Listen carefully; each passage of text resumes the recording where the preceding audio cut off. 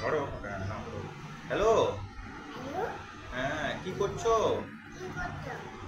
আমি ভোদরের সঙ্গে কথা বলছি তো। তুমি কি করছো ভোদর? কথা বলো, হ্যালো বলো। বাবা শুনতে পাচ্ছি না, হ্যালো বলো। হ্যাঁ হ্যাঁ, আমি তো বসে আছি, ভোদর আমার কোলে বসে আছে। ভোদর হ্যালো, ভোদর শুনতে পাচ্ছ?